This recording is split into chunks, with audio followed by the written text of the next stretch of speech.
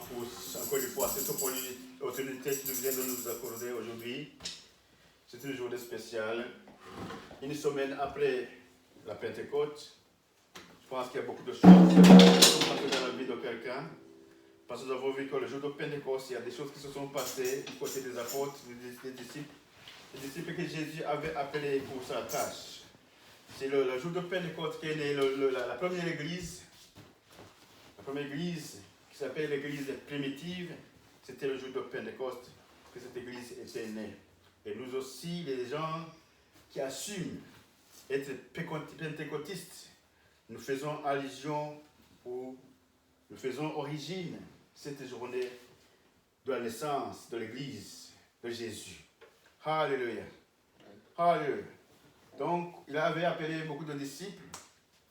Nous avons vu beaucoup de disciples qui étaient rassemblés dans la chambre haute, qui avaient reçu le Saint-Esprit et ont commencé à prophétiser, ont commencé à enseigner. C'est donc que la puissance du Saint-Esprit leur a donné de s'exprimer dans toutes les langues. Alléluia. Et tout le monde entendait ce qu'il disait. Ils comprenaient le message. Chaque pays, chaque nation, chaque tribu, ils entendaient ce qu'il disait dans leur langue. Aujourd'hui, nous avons un autre message, mais ce n'est pas en rapport avec la Pentecôte, mais c'est un autre message que nous trouvons dans le livre de Psaume, chapitre 75. Psaume 75. Nous allons nous lever pour lire ce psaume. Nous allons trouver le message là. Alléluia.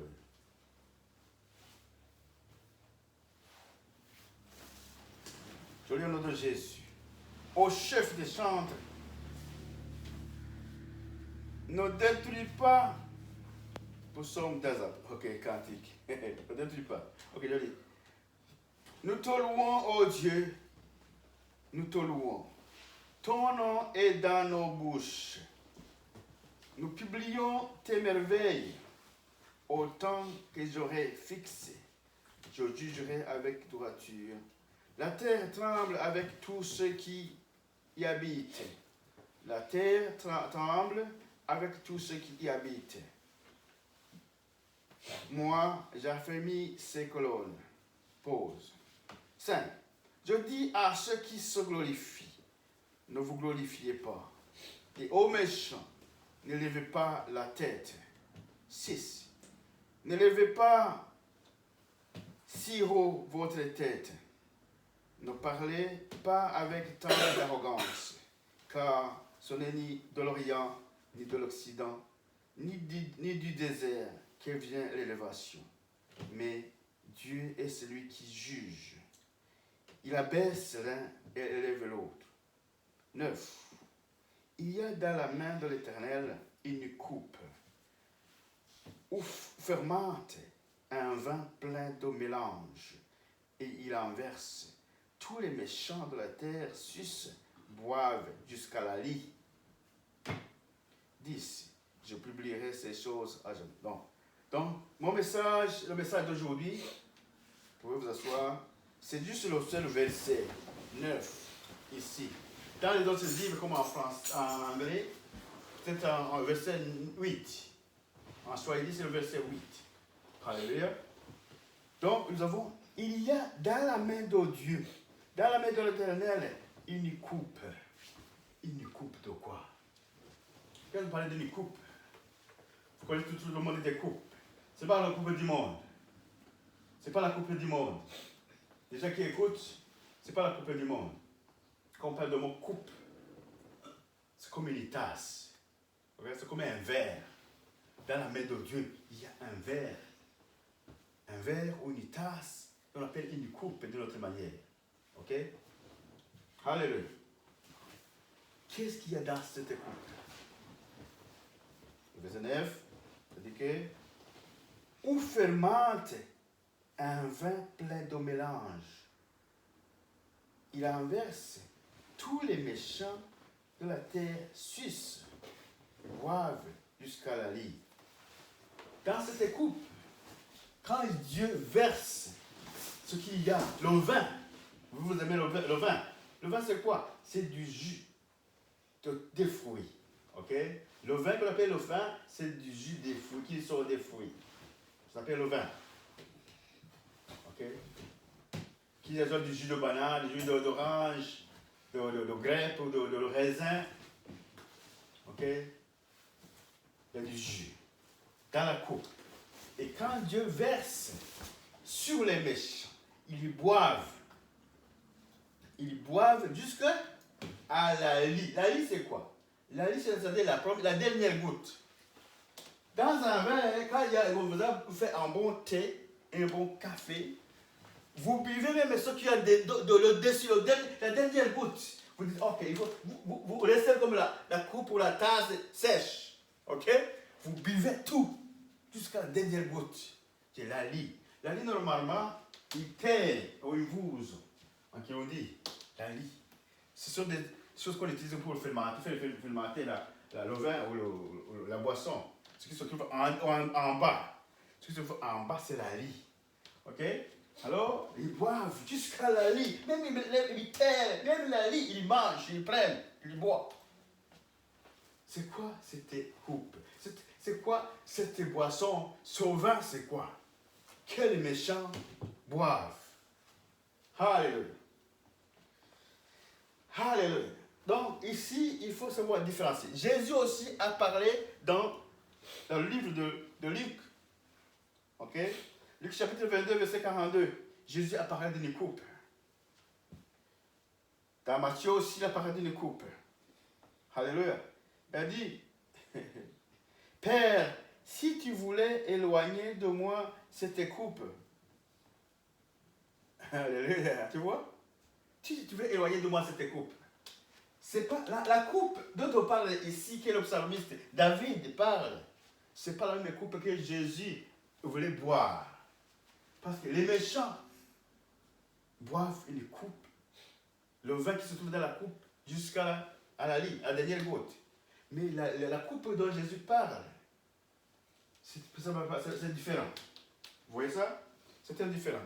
Jésus allait souffrir, il y a des souffrances du monde pour sauver le monde. Oui, Jésus devait souffrir pour sauver le monde. Mais les méchants, ils souffrent pour faire quoi? Pour les méchants, c'est une punition. Oui, Jésus a aussi toutes les punitions, toutes les chicotes, elle a été frappée, toutes les frappes que nous devions, tous les coups que nous devions subir, c'est ce qui les a attrapés. Ok? C'est comme il nous a protégés. Tu vois? Je vous ai dit à propos d'une poule, une poule qui a des poussins. Si tu veux prendre ses œufs, ou bien il y a des œufs, si tu veux prendre ses œufs, elle est en train de couvrir ses œufs. C'est la couvaison maintenant.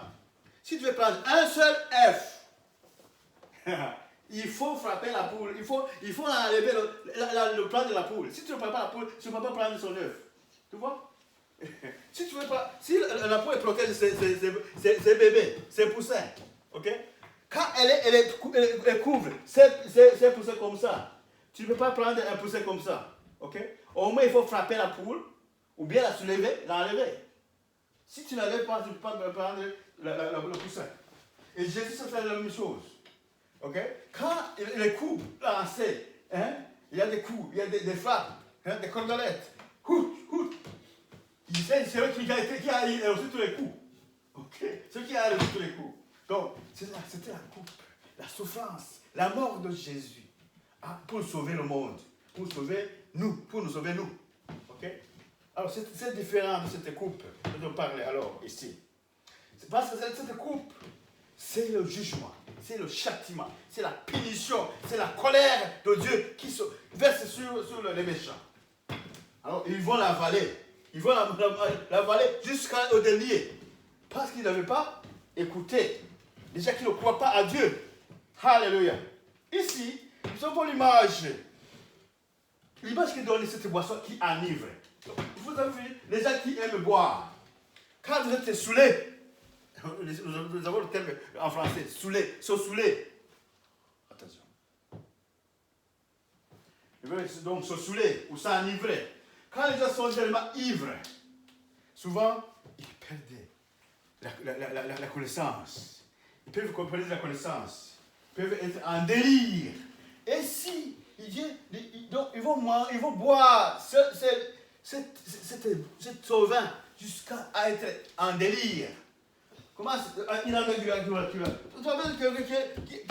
c'est enivré, trop, en délire comme ça, il a perdu la connaissance, il ne sait même pas où il est. Même parler, comment c'est la bouche comme ça, quand il parle, il voit la salive comme ça, il couche là-bas n'importe où, voilà, il ne sait pas où il est. Hein?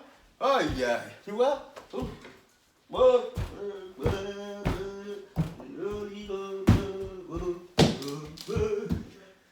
Tu vois? Ils sont en délire. Voilà, ils sont étourdissements. Donc, ils vont manger, ils vont boire jusqu'à être en délire. Ils vont perdre la connaissance. C'est les chicotes et les punitions, le châtiment de Jésus, le jugement de Dieu. C'est la colère de Dieu qui va être versée sur les méchants. Alléluia. Les méchants, les gens qui ne prient pas, les gens qui n'aiment pas Dieu, ils seront châtiés. Alors, ils seront comme les gens qui sont ensoulés. Tu vois, quand on a frappé quelqu'un, il faut on te frappe fort. Tu commences, oh laisse-moi, frappe là, frappe les genoux, frappe partout. Tu commences, tu tombes sur le sol. Okay. On te frappe. C'est comme ça. Ok, les chicottes de Dieu, la colère de Dieu qui est versée. Donc la coupe ici, la coupe de vin qui enivre les méchants est utilisée dans les Écritures. Comment? Comme un symbole de colère. C'est la colère de Dieu. C'est la colère de Dieu. Tu sais, quand quelqu'un est en colère, voilà, donc, c'est pourquoi il ne faut pas frapper quelqu'un qui est trop en colère. C'est pas bon.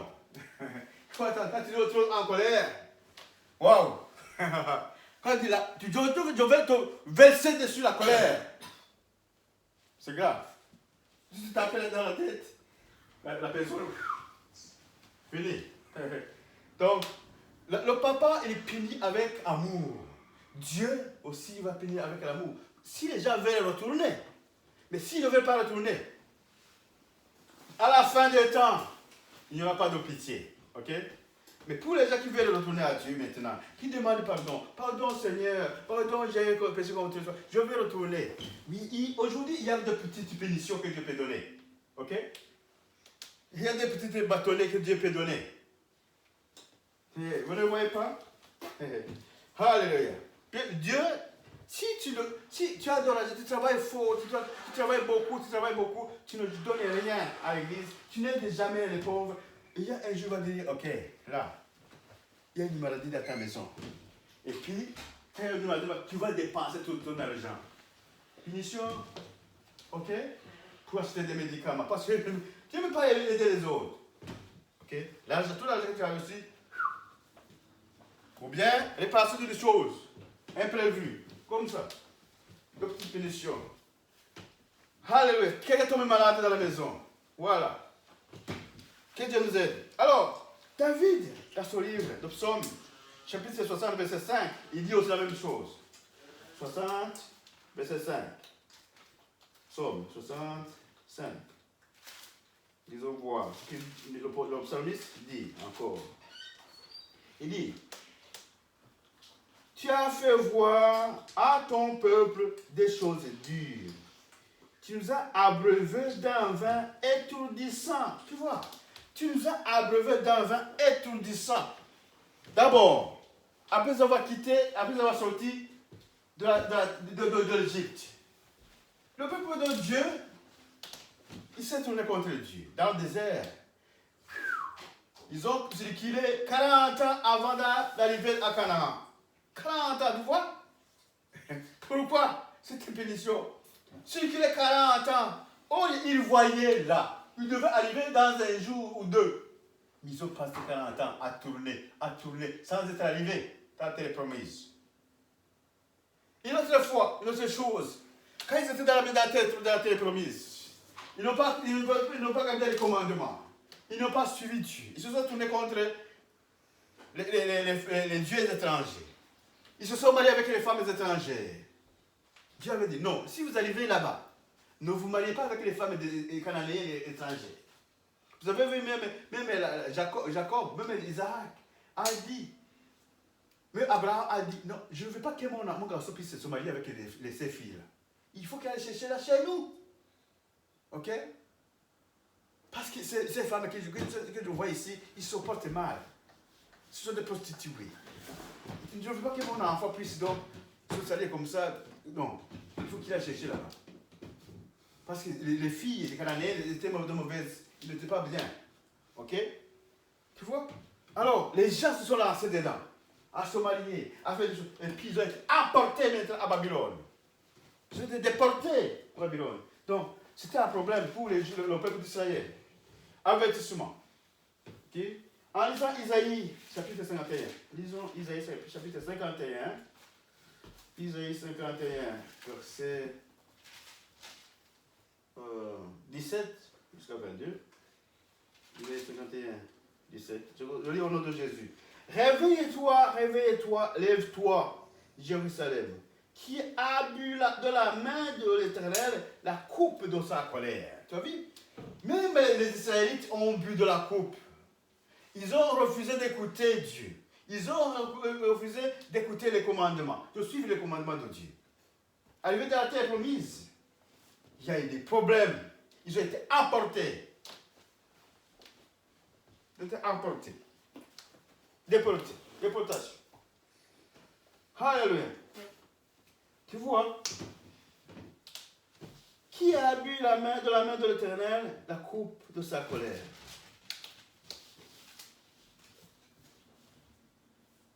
Qui a bu, sucé, jusqu'à la coupe d'étourdissement. La coupe d'étourdissement. D'étourdissement, ça veut dire comment étourdir? C'est perdre la connaissance. Perdre la tête, perdre la connaissance. Ok? 18. Il n'y a aucun pour la conduire. De tous les fils qu'elle a enfantés, il n'y en a aucun pour la prendre par la main. De tous les fils qu'elle a élevés. Ces deux choses te sont arrivées. Qui te plaindra? Le ravage et la ruine, la famine et l'épée. Qui suis-je pour te consoler? Tes fils en défaillance gisaient à tous les coins de rue, comme le cerf dans un filet, chargé de la colère de l'Éternel, des menaces de ton Dieu. 21. C'est pourquoi écoutez ceci, mais malheureuse, ivre, mais non devin. Ainsi parle ton Seigneur, l'Éternel, ton Dieu, qui défend son peuple. Voici, je prends de ta main la coupe d'étourdissement, la coupe de ma colère.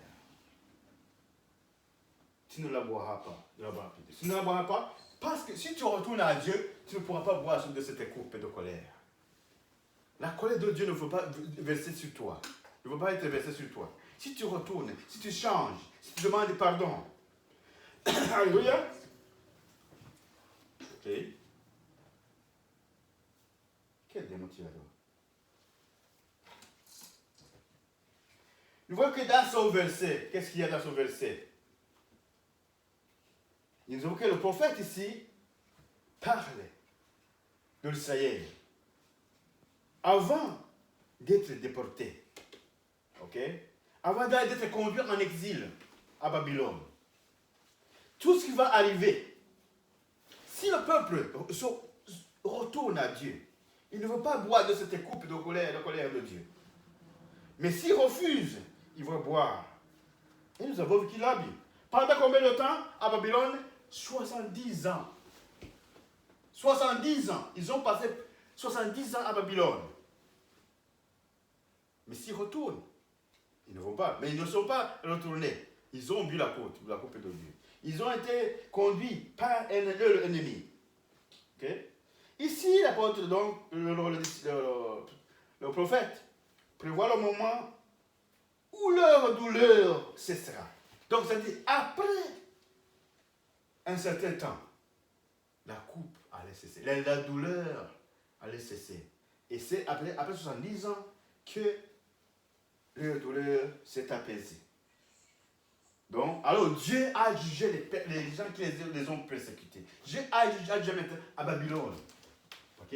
Vous vous souvenez que Dieu avait appelé Babylone son ami pour pouvoir châtier le peuple d'Israël. Je vous ai dit que la fois passée, il y a des jours que je vous avais dit que quand un enfant ne t'écoute pas, quand un enfant ne t'écoute, tu peux la faire frapper par quelqu'un de l'extérieur. Toi, tu observes seulement. Tu es là.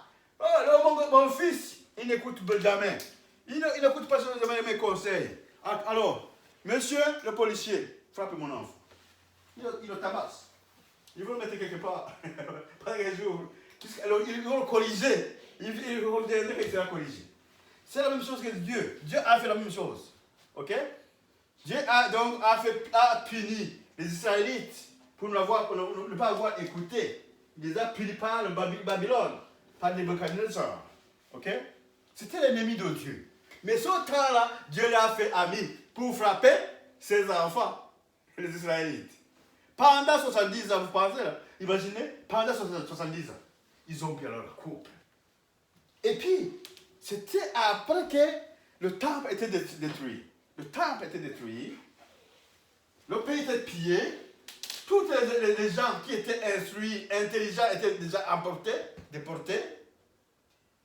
Même les gens les plus riches étaient emportés à Babylone. Qu'est-ce qui restait dans le pays? Qu'est-ce qui restait dans le pays? Les petits pauvres. Ok? Tous les intelligents, tous les riches étaient emportés. Alléluia. Que Dieu nous aide. Alors, nous n'avons pas besoin de boire de cette coupe. Dieu avait prévu le moment où le malheur allait cesser, où les douleurs du peuple allaient cesser, allaient être arrêtées. Ok? La rédemption était préparée. Alléluia. Au verset 7, le prophète nous voit que Jérémie, dans le 51, dans le livre de Jérémie, chapitre 51, Jérémie, 51, verset 7.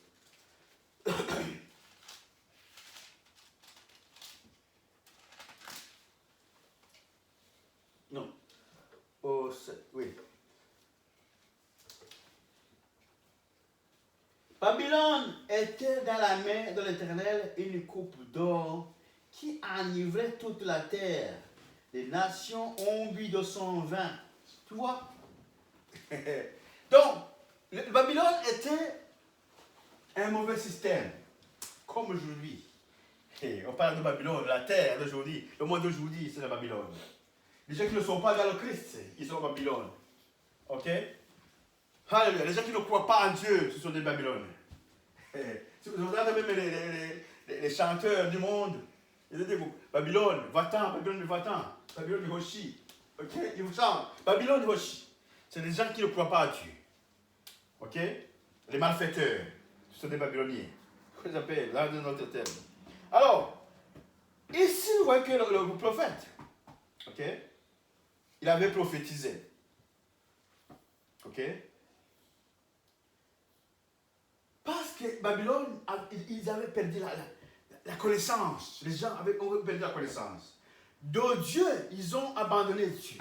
Ils se sont lancés dans les choses de ce monde. Ils se sont lancés dans les mauvaises choses. Ils sont dans la violence. Dans les violences, beaucoup de violence. Mais le Babylone a éduqué le peuple d'Israël. Dieu avait frappé les Israélites par le Babylonien. Après les avoir libérés, après 70 ans, il les a libérés. Il a châtié maintenant Babylone. Avec qui? Par les rois de Perse et de Mède. De Médie. Ok? Ce sont les rois de Perse et de Mède qui sont venus frapper maintenant Babylone. Tu vois comment Dieu fait? Il te fait frapper par l'ennemi, après il frappe, il veut te délivrer. Il te dit, ah, je t'aime mon enfant. Il t'a donné l'ennemi qui te frappe. Pendant quelques jours, tu es chez l'ennemi, il te frappe, il te frappe, il te frappe, il te frappe. Après, il va intervenir. Qu'est-ce que tu vas dire? Si c'est papa, papa t'a donné, ok, va chez maman, fais. Maman te frappe, ok? Et te frappe, et te frappe, et te frappe. Et puis après, ok. Papa va intervenir. Tu ne sais pas que papa, c'était une mission que papa avait donnée à maman telle. Ok? Et puis ton père vient. Maman, Peux-tu arrêter peux-tu laisser mon enfant? Laisse mon enfant. Et puis elle va dire, ok, papa, merci papa, tu m'as sauvé. Mais c'est papa qui avait fait ça, que tu sois frappé. Mais il vient te sauver. C'est comme ça, la même chose que pour Dieu. Ok? Dieu avait fait frapper les Israélites par Babylone, par Nebuchadnezzar. Ok? Après, il va les sortir de Babylone. Ok? Et après, il va frapper Babylone par notre ennemi, les Perses et les Mèdes. Alléluia. Tu vois comment Dieu fait les choses. Il y a la coupe. La coupe. Quels Israélites avaient dit? Maintenant, la coupe. Ça va être versé sur les Babyloniens. Alléluia. C'est pourquoi les nations ont été comme en délire. En délire, je vous ai montré délire en délire. C'est-à-dire qu'ils ont perdu la connaissance. Ils n'ont plus de connaissance. Ils ont perdu la tête. Ils marchent comme ça, là. Ils boivent. Oh, il y a un délire. Oui. Ils bavent. Alléluia. Jérémie chapitre 51, verset 11. 11. Disons voir ce qui se passe là. 11.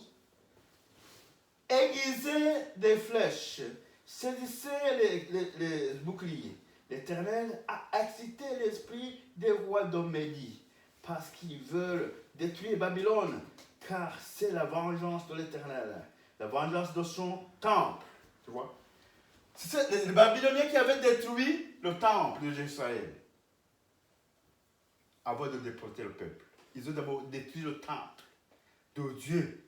Ils l'ont détruit. Tu vois, pour faire déporter le peuple, il fallait d'abord détruire leur bien. Le temple, là où ils s'assemblaient tout le temps pour faire la louange. Parce qu'ils avaient changé, même le temple en idole. La punition de Dieu, détruire le temple. Ils sont déportés pour 70 ans. Après maintenant, il prend les Babyloniens qui ont déporté son peuple. Il va les frapper. Ils sont d'abord son peuple. Il dit, sortez de là. C'est pourquoi il dit, sortez de là. Fuyez. Jérémie 52, verset 6. Ça dit ceci.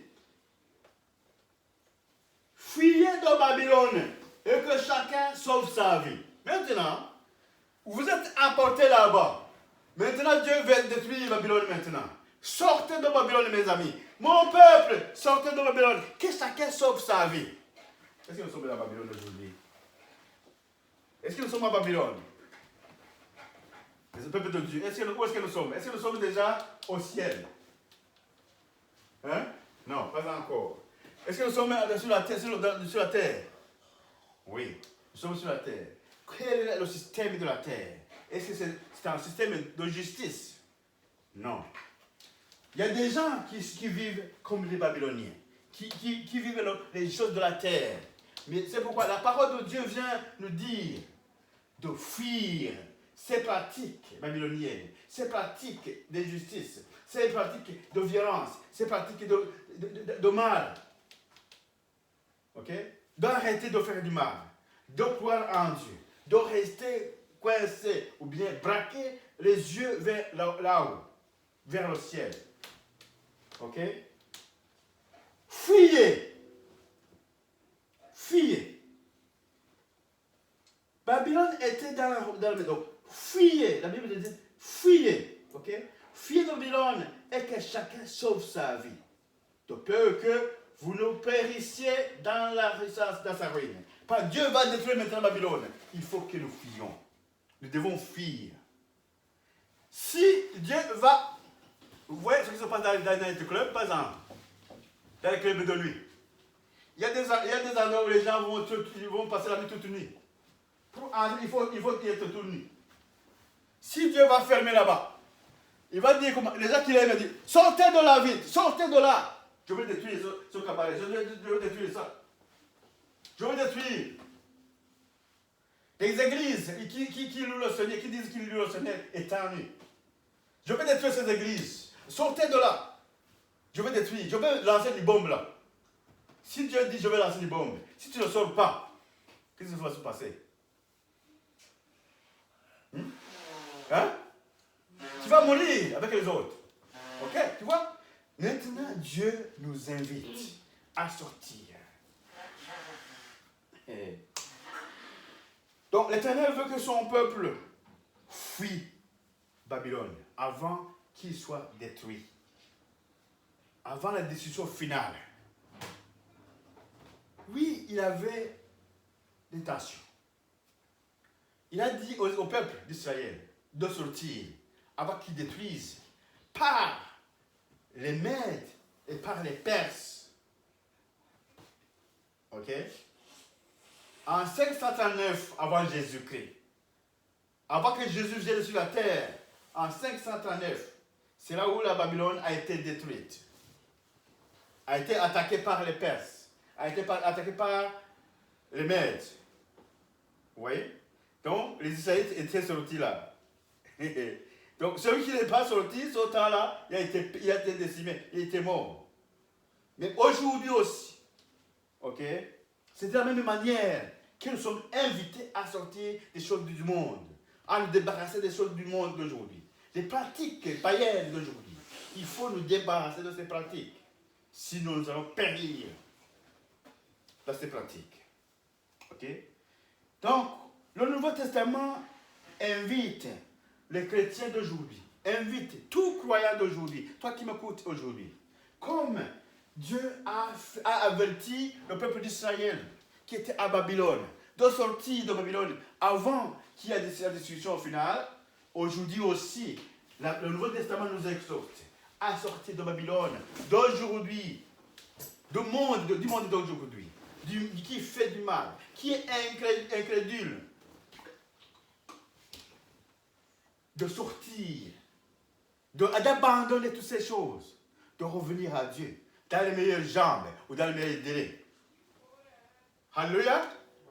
Si vous ne sortez pas, si vous n'abandonnez pas, quand Dieu va châtier, quand la colère de Dieu va se verser sur les méchants, sur Babylone d'aujourd'hui, quand la coupe que Dieu tient dans sa main va être versée dans ce monde, tu seras détruit parmi eux. Tu vas avoir des coups avec eux. Donc, il faut fuir. Fuir le mal. Fuir le mal aujourd'hui. Ce n'est pas demain. Il faut fuir aujourd'hui. Nous sommes dans le Babylone des derniers jours.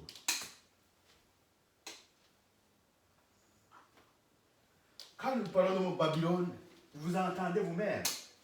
Ceux qui ne croient pas à Dieu. Qui disent que Dieu n'existe pas. Qui disent que Jésus n'existe pas. Mais, à quoi croit-il? Si vous voulez demander, qui est-ce qui retient le soleil et la terre dans les airs? Nous avons dit ça la fois passée. Hein? Quelle magie, toi, tu peux faire pour rester dans l'air pendant une année? Dans l'air comme ça, debout comme ça dans l'air. Est-ce que tu veux faire une magie? Qui va t'aider à rester dans l'air pendant une année? Est-ce possible? Mais Dieu, depuis que le monde existe, nous voyons le soleil dans l'air, nous voyons la terre dans l'air, et puis l'intelligence que Dieu a donnée aux hommes a pu déterminer ou démontrer que la terre tourne d'abord sur elle-même pendant 24 heures. Ok? Pendant 24 heures, la terre tourne sur elle-même. Et puis ça tourne autour du soleil pendant 365 jours. Ce mouvement, qu'est-ce qui contrôle ce mouvement? Déjà, si vous avez étudié la physique, vous avez étudié n'importe quoi. Qui a créé ce système? Est-ce les hommes? Est-ce les hommes qui ont créé ça? Est-ce que ce sont les hommes qui ont placé le soleil là? Qui ont placé les étoiles là? Jupiter là? Ok? Le Mars de l'autre côté. Est-ce que c'est les hommes qui ont placé cela? Qui a fait ça? Nous devons comprendre la puissance de Dieu. Parce que Dieu est omnipotent. Il est omniscient. Toute la science est à lui. il donne la science, une petite goutte comme, je ne sais pas comment on peut, un grain, donc les gens commencent à se vanter. Tu as découvert Microsoft. Tu as découvert Microsoft. Tu as découvert d'où? Où est-ce que c'était? Il y a beaucoup de bonnes choses, il y a beaucoup de choses que nous ne connaissons pas encore, qui existent, que Dieu a créées, qui ne sont pas encore été découvertes. Beaucoup de choses. Mais, au lieu de louer son Seigneur, il y a beaucoup de choses qui se cachent. On n'a pas encore. La Bible nous dit ce que les yeux n'ont pas encore vu et ce que les oreilles n'ont pas encore entendu. On va les voir. Il y a beaucoup de choses qu'on n'a pas encore vues. Des choses qu'on n'a pas encore entendues parler. Microsoft, c'est depuis quand ça existe? Google, combien d'années que ça existe? Mais pourquoi attendre tout ce temps? Nous sommes dans les derniers jours. La Bible nous dit, dans les derniers jours, la connaissance s'augmentera. Les connaissances. Vous allez découvrir beaucoup de choses. Dieu essaie de nous donner un petit grain de choses, de ces connaissances. Et on se couvre, waouh, découverte, waouh. Google, Microsoft, Microsoft, c'est lui. Oh, il a découvert Facebook, il a une application nouvelle. Qui vous donne cette aptitude, cette habilité de trouver des choses? C'est qui? Qui vous donne l'intelligence? Est-ce que c'est papa qui vous a donné l'intelligence quand vous étiez dans le ventre? Est-ce que c'est maman qui vous a donné l'intelligence? Non. Il y a quelqu'un qui est au-dessus de tout. Alors, quand on dit fuyez, arrêtez de faire le mal, fuyez de Babylone, fuyez. Aujourd'hui, la Bible, le Nouveau Testament nous dit fuir. Le monde d'aujourd'hui, les croyants d'aujourd'hui, fuyez Babylone d'aujourd'hui. Tout le système du mal, il faut fuir. Révélation 18.4. Révélation 18.4. La Bible nous dit aussi. Révélation. Ou Apocalypse 18.4. La Bible nous avertit.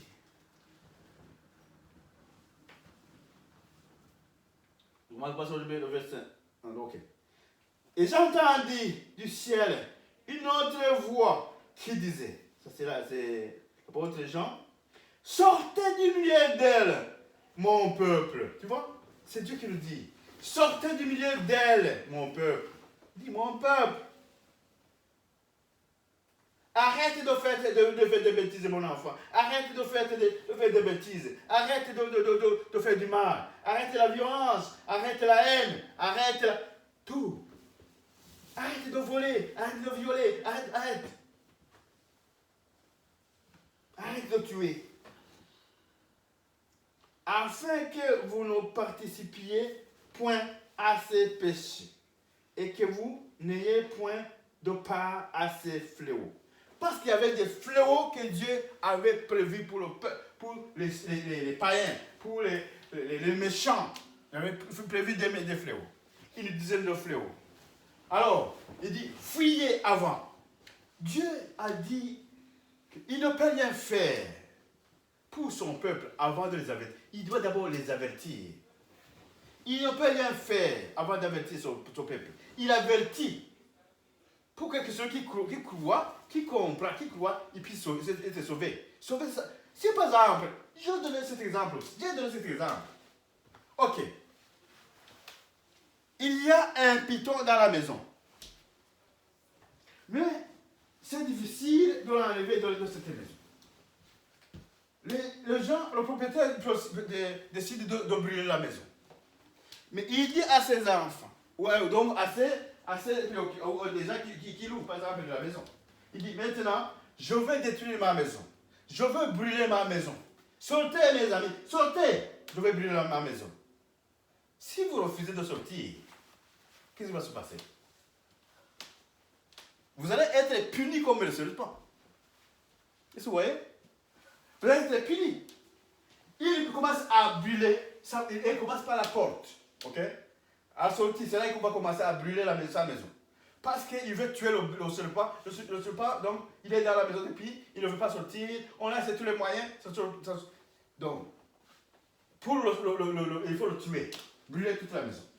Si vous refusez vous aussi de sortir, vous allez être brûlé avec le serpent. C'est ça, l'avertissement. Fuyez, de peur que vous ne participez ou ne participiez pas à ces péchés. Donc, si vous refusez de sortir, c'est-à-dire vous partagez avec le monde les péchés. N'est-ce pas ça? Vous êtes dans un night club, vous dansez nu. Vous êtes dans des églises où ils prient Satan, ou bien qui dansent nu. Si on vous dit sortez de là, vous refusez. Vous partagez les péchés avec les autres. N'est-ce pas ça? C'est conclusion, vous partagez les péchés avec les autres. Donc, quand il va détruire le monde, Dieu a dit à l'autre, monsieur l'autre, il a envoyé ses anges, va dire à l'autre de sortir avant de détruire Sodome et Gomorrhe. Les anges vont dire à l'autre, va dire à tes gens, va dire à tes filles, nous allons détruire Sodome et Gomorrhe. Alors, nous allons détruire après que vous êtes sortis. L'autre est allé dire à ses gens, oh mes petits, mes beaux fils, le Seigneur va détruire cette ville.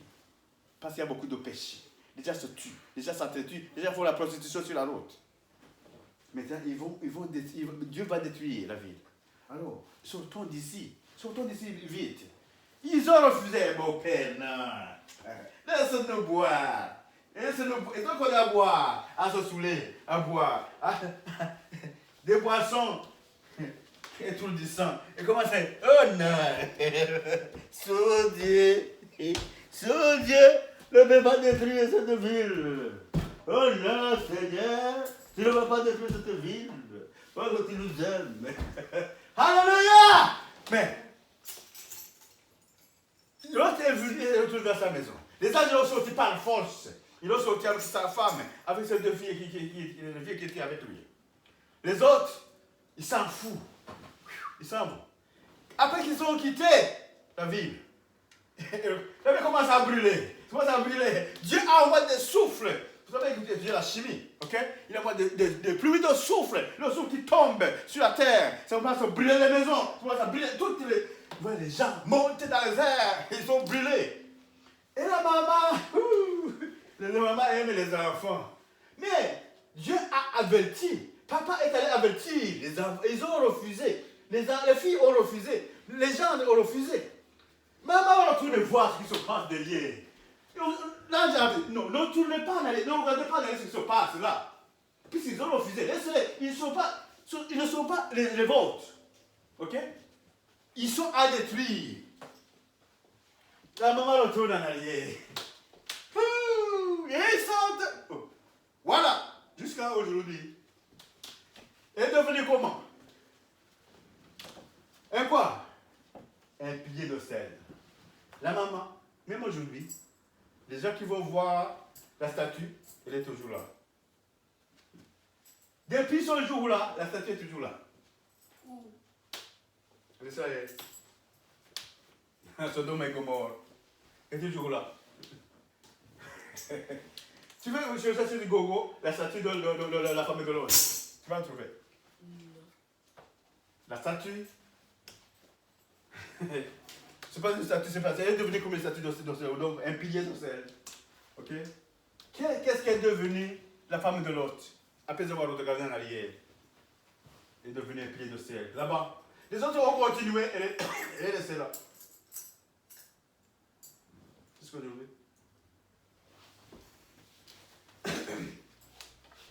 Une autre chose, pour Noé, Dieu a dit à Noé, va avertir le peuple, je vais envoyer le déluge. S'il ne veut pas changer, je vais envoyer la coupe de Dieu, la colère de Dieu. Je vais envoyer le déluge. L'eau va monter. Noé construit l'arche pendant 100 ans.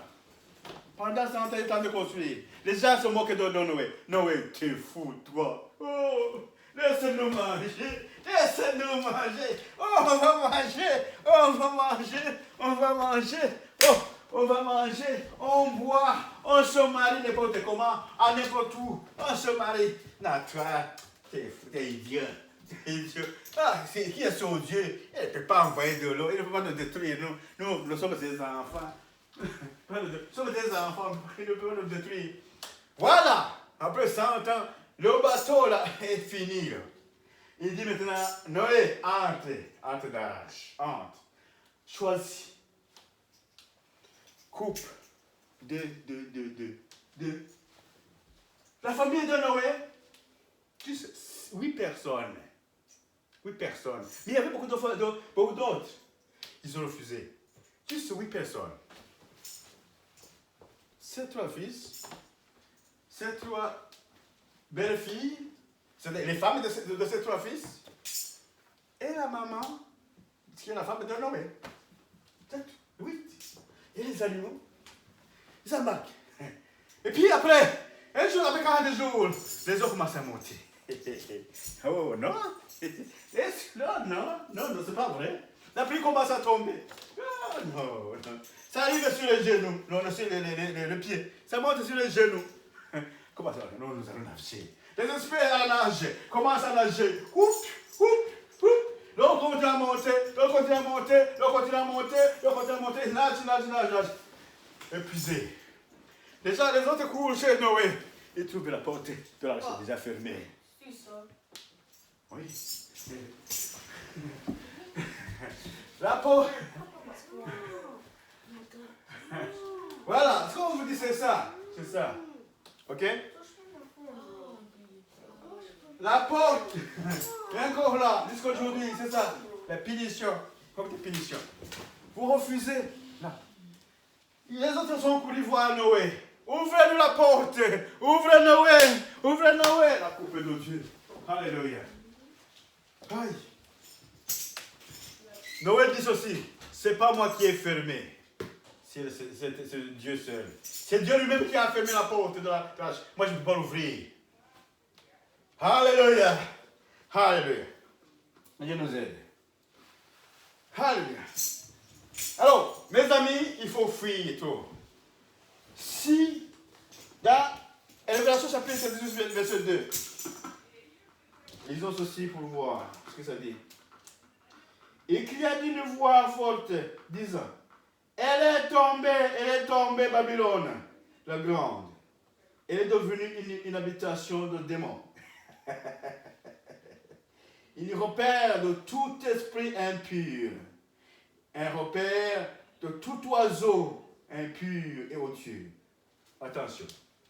Babylone d'aujourd'hui va bientôt tomber. Si vous laissez, vous serez détruit. Ça dit que ça sera comme une habitation d'esprits impurs. Ce sont des esprits impurs qui vont rester. Qui vont attendre la destruction totale. Alléluia, que Dieu nous aide. Elle est tombée, elle va tomber. Babylone la grande va tomber aujourd'hui. Alléluia. Elle sera devenue une habitation de démons. Est-ce que toi tu veux rester dans cette ambiance? Une habitation de démons. Une habitation d'esprit impur. Est-ce que toi tu seras capable de tenir? Il faut revenir à Dieu. Tant qu'il s'appelle aujourd'hui. Tant qu'il y a encore le jour. Revenez à Dieu s'il vous plaît. Changez. Sinon vous allez avoir les coups. Quand la Babylone va être détruite, vous allez avoir aussi des coups. Quand la Babylone d'aujourd'hui va être détruite, vous allez avoir aussi les coups. Que Dieu vous aide. Alléluia. Ici, nous avons un appel très pressant qui nous invite à venir à Dieu. De nous débarrasser, de nous séparer des fausses religions. Les religions qui ne prêchent pas la repentance. Les religions qui ne prêchent pas la repentance, qui ne parlent pas de péché. Il faut fuir. Fuyez. On n'est pas encore arrivé au ciel, mes amis. On n'est pas encore arrivé au ciel. Nous vivons avec les Babyloniens. Nous sommes encore sur la terre où il y a le système de Babylone d'aujourd'hui. Il y a des gens violents, des gens iniques, des prostituées. Il y a des gens qui font de tout mal. Nous devons fuir toutes ces choses. Nous devons fuir toutes ces choses. Nous devons retourner à Dieu. Si nous avons goûté sur la Sainte Seine, nous avons goûté sur la bienfaisance de Dieu, sur la bonté de Dieu. Vous avez goûté sur la bonté de Dieu, il faut retourner. Vous avez laissé Dieu, retourner à Dieu. Il va vous accueillir. Vous avez été les enfants prodigues, retournez à Dieu. Il va vous accueillir aujourd'hui. Ce n'est pas demain. Alléluia. Isaïe 52, 27, 11. Il dit, partez, sortez de là. Le prophète aussi, Isaïe, avait dit ça. Il dit, partez, sortez de là vite, sortez vite. La maison va se brûler beaucoup. La maison va bientôt se brûler. La Babylone d'aujourd'hui va être détruite. Il faut sortir de là.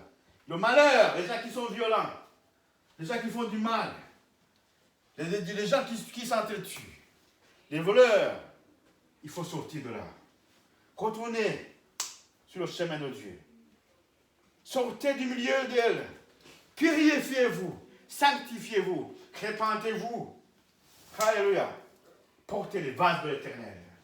C'est Dieu qui vous a formé. C'est le potier. Vous portez les vases de Dieu.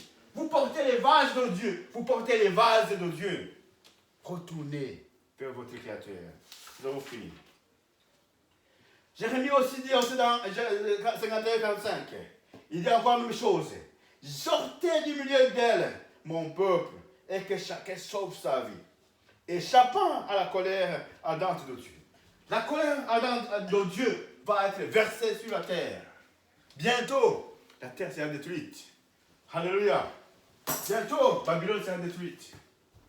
Et tout son système sera détruit. Il faut retourner à Dieu dans les meilleures jambes.